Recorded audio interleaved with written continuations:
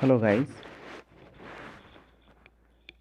दोस्तों, मैं दस्तूर की खसूसियात जो भारतीय दस्तूर हैं इनकी खसूसियात पे चैप्टर 3 जो 7वीं की बुक से है उसको समझाने की कोशिश कर रहा हूँ।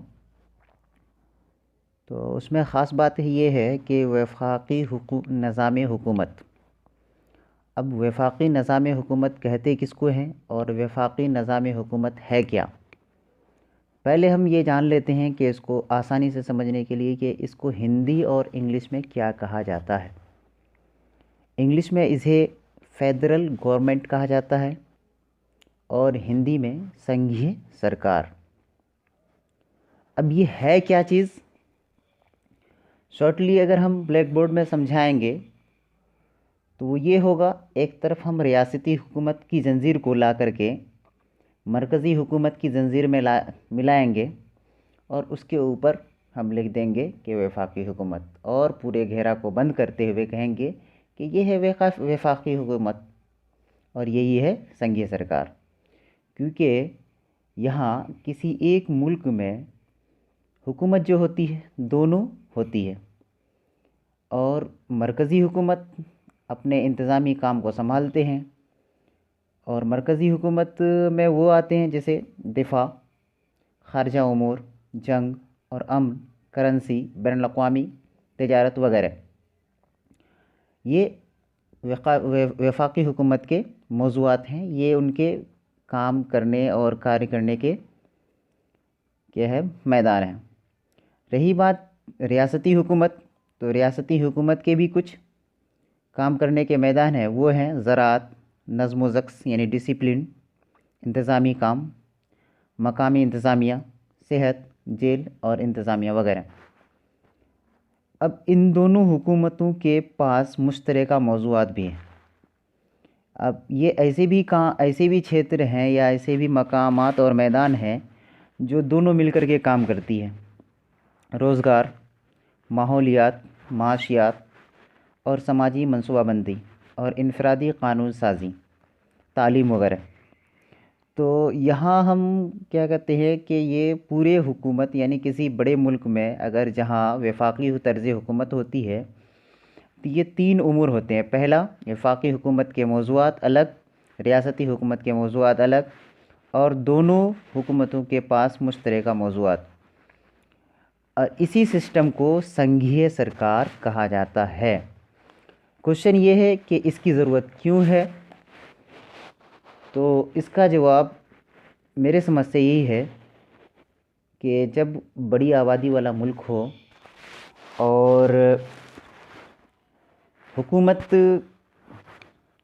किसी एक जगह अगर हुकूमत हो और तो ये मुमकिन न हो कि पूरे इलाके में हुकूमत की जा सके और पूरे इलाके के लोग उस हुकूमत के तहत आ सकें या उसकी तरक्की में शामिल हो सकें। कभी ऐसा होता है कि अगर मान लीजिए दिल्ली में अगर हुकूमत है और फिर बंगाल के इलाके में कोई हुकूमत के एक ही नुमाइंदा है और जो पूरी तरीके से उसको संभाल नहीं सकती है, तो मुश्किल हो जाती है। और ये दूर दराज इलाके की वजह से भी इसको बांटा गया है कि हर एक रियासत को, हर एक बड़े इलाके को एक रियासत बनाया जाए। जिस तरह भारत में अभी 29 रियासतें हैं, तो ये 29 रियासतों को बुनियादी तौर पर इसलिए बांटा गया है कि वहाँ के मकामी हुकूमत हो और वो मकामी हुकूमत वहाँ के मकामी लोगों की देख रेख, हिफाजत और दीगर तरक्याती काम अंजाम दे सकें, और वहाँ जो टैक्सेस होते हैं वो वहीं ख़र्च हों, जो जमा होते हैं टैक्सेस वो वहीं ख़र्च हो, और वहाँ की मकामी हुकूमत ख़ुद अपनी तरक्की में काम में लगाए। तो इस तर्ज़ हुकूमत को वफाकी तर्ज़ हुकूमत कहते हैं। और इस तर्ज़ हुकूमत में एक बड़ी वजह ये भी है कि बड़ी आबादी वाले मुल्क में मज़ीद ये होता है कि दूर दराज के इलाक़े नज़रअंदाज हो जाते हैं और इन इलाक़ों के लोगों को हुकूमती उमूर में शामिल होने के मौक़े भी नहीं मिलते। इसलिए वफाकी निज़ाम में 2 सतहों पर हुकूमत होती है। पूरे मुल्क की हिफाजत करना, दिगर मुल्कों से कारोबार और ताल्लुकात रखना, अमन कायम रखना वगैरह उमूर मरकज़ी हुकूमत निभाती है। उसे मरकज़ी हुकूमत या वफाकी हुकूमत कहते हैं। वफाकी हुकूमत और पूरे मुल्क का कारोबार संभाल लेती है। हम जिस इलाके या रियासत में रहते हैं, इस रियासत के हुकूमती उमूर चलाने वाली हुकूमत यानी रियासती हुकूमत कहलाती है।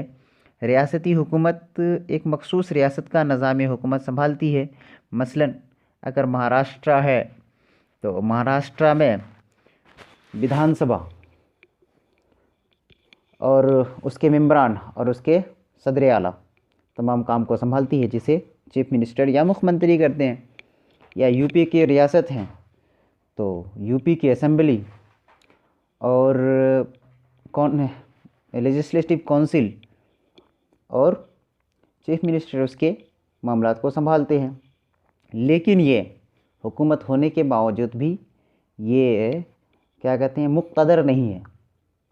ये अलग अलग रियासतों में अलग अलग हुकूमत होने के बावजूद भी किसी एक मुल्क में अगर चंद रियासतें हैं तो चंद रियासतों की अलग अलग मुल्क है, नहीं चंद रियासतों की अलग अलग हुकूमत है, और उन हुकूमत को चलाने वाले क्या है, मुक़्तदर नहीं है, प्रभु संपन्न जिसे बोलते हैं। उनको हर हाल में मरकज़ी हुकूमत के तहत ही रहना होगा।